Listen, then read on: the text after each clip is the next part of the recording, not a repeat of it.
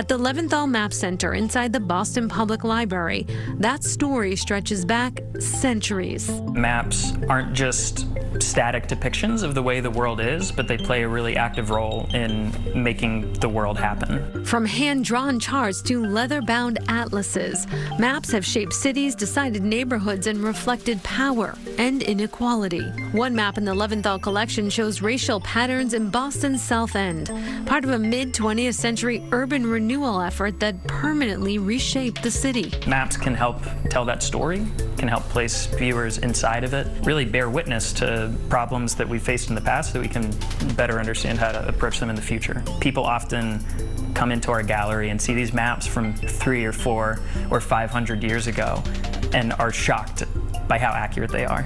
That's because the math behind mapping, how we project a globe onto a flat surface, has been around for hundreds, even thousands of years. What's changed is speed. With computers, there still were, but it made it a lot faster. And today, of course, we could open a laptop and have a map in front of us in no time at all. In fact, digital mapping began earlier than many people realize. Some of the first computer-generated maps date back to the 1950s and 60s. Places like Boston in particular, and the neighboring cities and towns were a really important testing ground for making sense of spatial data and testing out new ways to encode and map and plot it. And you can see that in action on some of these maps. This is the birthplace. It's before the internet. It's before we had, ubiquitous phones that we could take out of our pockets and position us anywhere in the world instantly.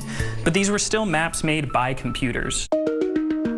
Tap on either the base layer, which is all of this, or the overlay, which is the inside. Today, the Leventhal Center bridges past and present through Atlascope, a free digital tool that layers historic maps directly onto modern streets. You could be standing in front of a bank or some massive development in downtown Boston and actually place yourself 100 years ago and see what the landscape looked like. Wow. This is one of the most shocking comparisons in the tool. With maps dating back to the late 1700s and a physical collection that spans from the 15th century to today, the center holds nearly 250,000 cartographic objects. The best part about these collections are that they belong to you as members of the public.